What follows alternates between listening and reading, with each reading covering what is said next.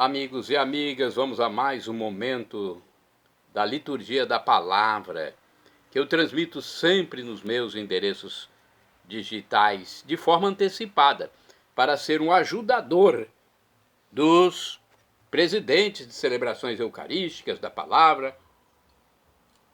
Aqui eu apresento subsídios para a homilia, para o acompanhamento dos ritos.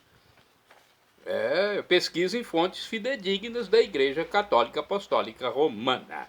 Neste vídeo eu vou passar para vocês a liturgia da missa vespertina da quinta-feira da Semana Santa, quando começa o Tríduo Pascal, ano litúrgico A. Tem a missa do Crisma, mas eu vou passar a missa principal, que é a vespertina, no fim da tarde, e à noite. A cor é branca, conforme eu estou simbolizando com esse lenço no pescoço. No rito temos a missa própria com glória, a homilia, lava-pés. Lava-pés que é um rito muito emocionante para muita gente. Há pessoas que choram nesse momento, por ver a humildade de Jesus.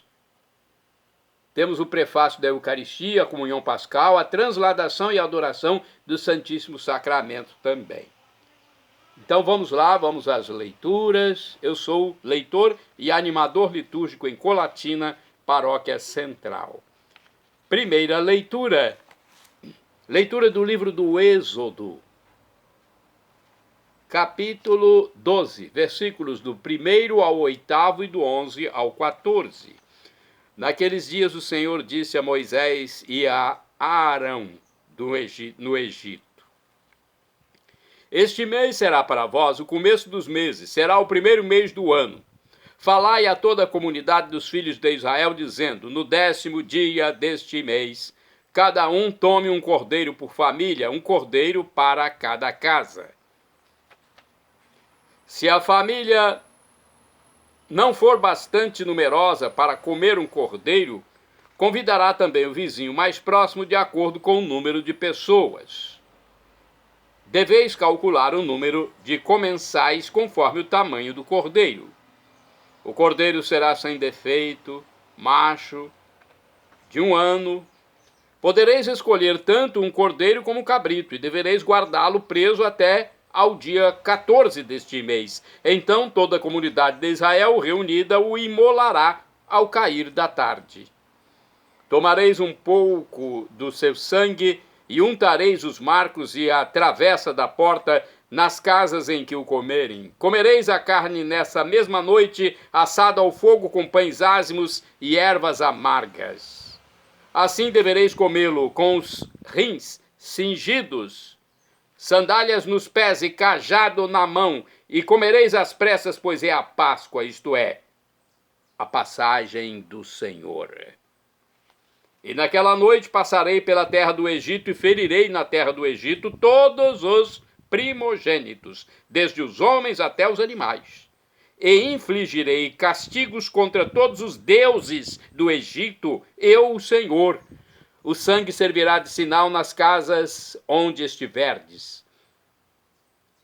Ao ver o sangue, passarei adiante, e não vos atingirá a praga exterminadora quando eu ferir a terra do Egito. Este dia será para vós uma festa memorável em honra do Senhor, que haveis de celebrar por todas as gerações como instituição perpétua. Palavra do Senhor, graças a Deus. Olha, é uma passagem das mais importantes do Antigo Testamento, O anjo exterminador. As casas que tiverem o sangue aspergido, as casas dos judeus, ficarão livres do anjo exterminador, da praga exterminadora, quando Deus irá ferir a terra do Egito que escravizava os hebreus. Agora vamos ao Salmo responsorial. É o Salmo na Bíblia Vulgata 115, 116b na Bíblia de Jerusalém. Os versículos são estes: 12 a 13, 15 a 16bc, 17 a 18, refrão, conforme a primeira epístola de São Paulo aos Coríntios, capítulo 10, versículo 16. O cálice por nós abençoado É a nossa comunhão com o sangue do Senhor, o cálice por nós abençoado. É a nossa comunhão com o sangue do Senhor, que poderei retribuir ao Senhor Deus por tudo aquilo que Ele fez em meu favor. Elevo o cálice da minha salvação, invocando o nome santo do Senhor. O cálice por nós abençoado é a nossa comunhão com o sangue do Senhor. É sentida por demais pelo Senhor a morte dos seus santos, seus amigos. Eis que sou o vosso servo, ó Senhor, mas me quebrastes os grilhões da escravidão. O cálice por nós abençoado é a nossa comunhão com o sangue do Senhor. Por isso oferto um sacrifício de louvor, invocando o nome santo do Senhor. Vou cumprir minhas promessas ao Senhor na presença de seu povo reunido. O cálice por nós abençoado é a nossa comunhão com o sangue do Senhor. O cálice por nós abençoado é a nossa comunhão com o sangue do Senhor. Segunda leitura, leitura da Epístola de São Paulo aos Coríntios, primeira carta, capítulo 11, versículos do 23 ao 26. Irmãos, o que eu recebi do Senhor foi isso que eu vos transmiti na noite em que foi entregue. O Senhor Jesus tomou o pão e, depois de dar graças, partiu-o e disse: isto é o meu corpo, que é dado por vós. Fazei isto em minha memória. Do mesmo modo, depois da ceia, tomou também o cálice e disse: este cálice é a nova aliança, em meu sangue. Todas as vezes que dele beberdes, fazei isto em minha memória. Todas as vezes, de fato, que comerdes deste pão e beberdes deste cálice, estareis proclamando a morte do Senhor até que ele venha. Palavra do Senhor, graças a Deus. Vamos agora ao Evangelho de Jesus Cristo, escrito por São João, capítulo 13, versículos do 1 ao 15. Glória a vós, ó Cristo, Verbo de Deus, glória a vós, ó Cristo, Verbo de Deus. Eu vos dou este novo mandamento, nova ordem, agora vos dou, que também vos ameis uns aos outros, como eu vos amei, diz o Senhor. Glória a vós, ó Cristo, Verbo de Deus, glória a vós, ó Cristo, Verbo de Deus. O Senhor esteja convosco, Ele está no meio de nós. Proclamação do Evangelho de Jesus Cristo segundo São João. Glória a vós, Senhor. Pelo sinal da Santa Cruz, purificai, Senhor, minha mente, meus lábios e meu coração, para acolher vossa palavra e que ela produza frutos na minha vida. Naquele tempo,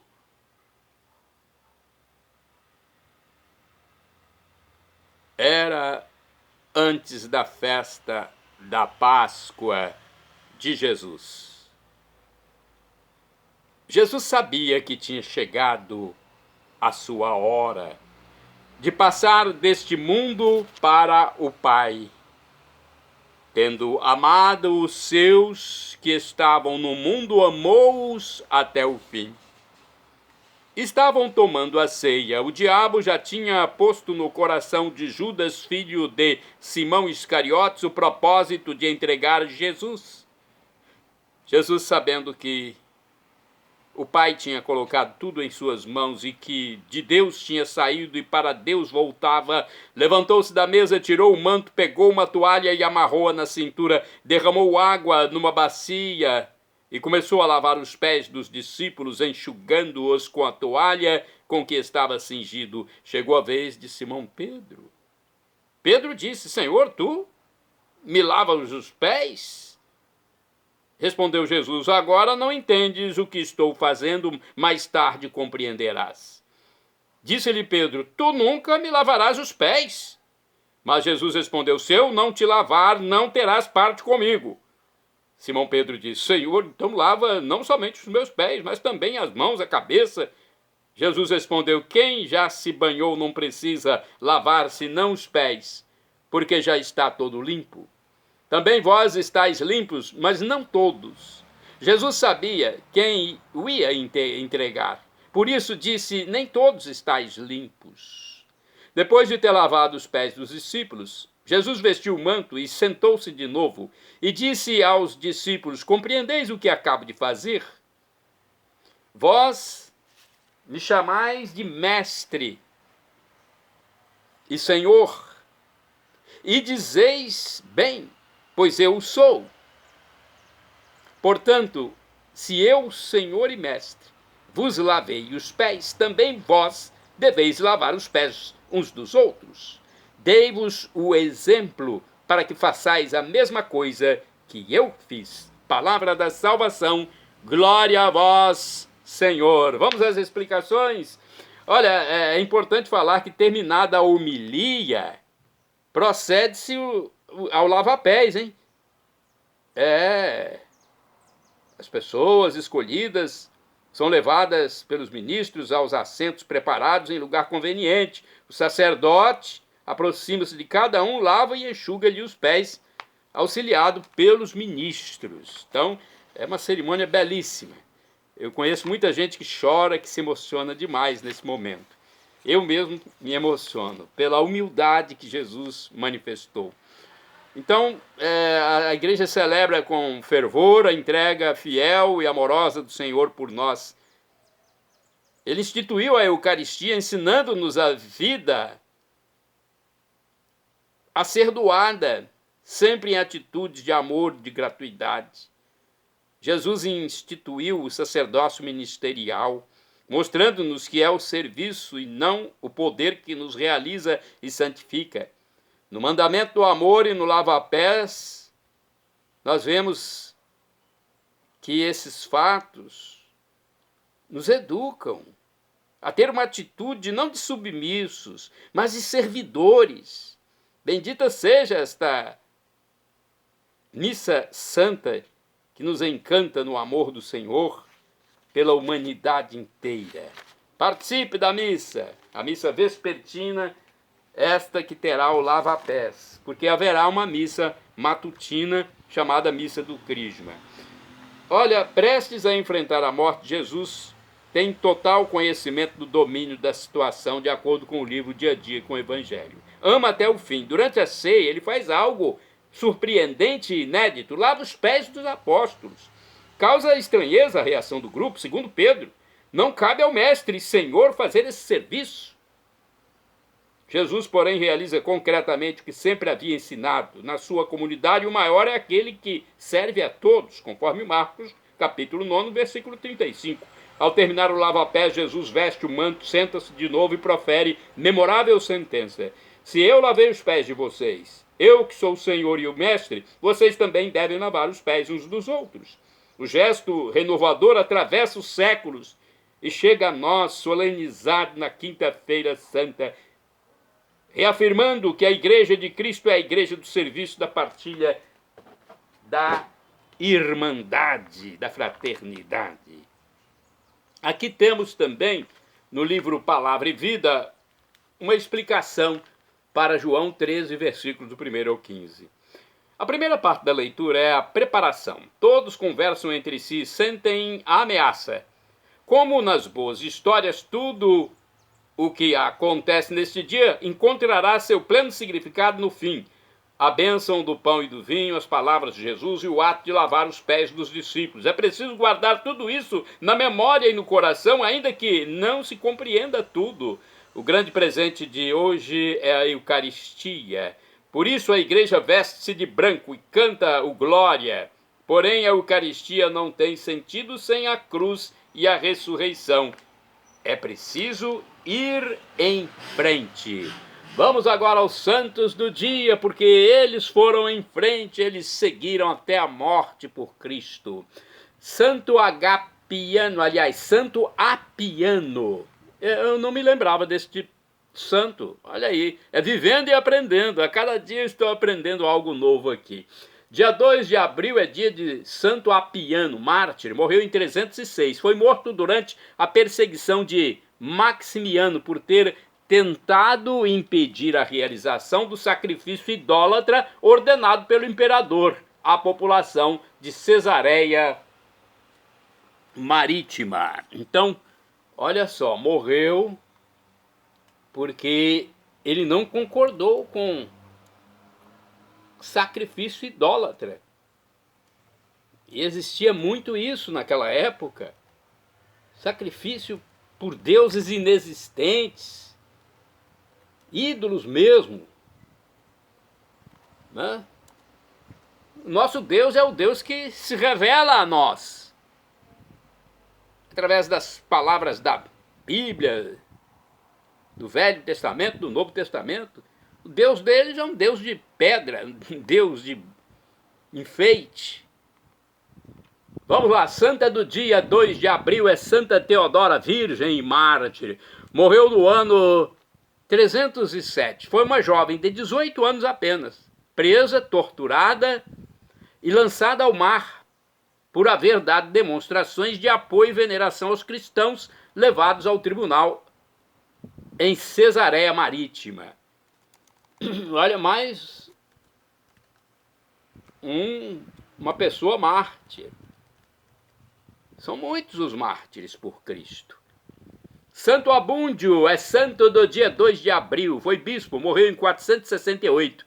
Nascido em Como, na Itália, foi enviado pelo Papa São Leão Magno a Constantinopla, onde defendeu firmemente a verdadeira fé. São Francisco de Paula é santo do dia 2 de abril. Foi confessor, morreu em 1507. Foi fundador da Ordem dos Mínimos, na Calábria, Itália. São Francisco de Paula foi célebre pelos milagres que praticou, intercedendo a Deus, pelas profecias que fez acerca do futuro da igreja e pelos exemplos de grande austeridade de vida, nascida de uma profunda humildade. Olha, vamos a mais, tem mais explicações aqui, eu quero passar para vocês, porque de acordo com pesquisa do padre Evaldo César de Souza, no dia 27 de março de 1416, nasceu numa família de lavradores um menino que recebeu o nome de Francisco, em homenagem a São Francisco de Assis. Aos 11 anos, Francisco foi viver no convento dos franciscanos, começou a observar a regra com tanta exatidão, se tornou modelo até para os frades mais experientes. 2 anos depois vestiu o hábito e sua vida foi cercada de prodígios. Olha, fazia milagres, intercedendo a Deus. Que dom bonito, esse dom do milagre, né? Encarregado da cozinha, colocou os alimentos na panela e esta sobre o carvão, esquecendo-se contudo de acendê-lo. Foi depois para a igreja rezar e entrou em êxtase, esquecendo-se da hora, quando alguém que passara pela cozinha e vira o fogo apagado, chamou, perguntando se a refeição estava pronta. Francisco, sem titubear, respondeu que sim.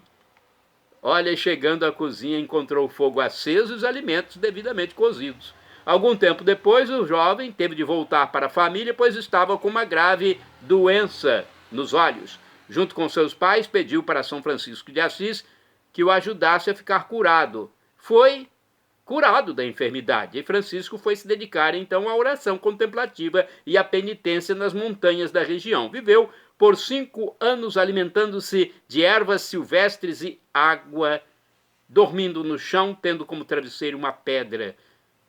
Fundou primeiro um mosteiro e com isso consolidou uma nova ordem religiosa que deu o nome de Irmãos Mínimos. Seu lema era Quaresma Perpétua, que significava a observância do rigor da penitência, do jejum e da oração contemplativa durante o ano todo. Olha, seguida da caridade aos mais necessitados. São Francisco de Paula, rogai por nós.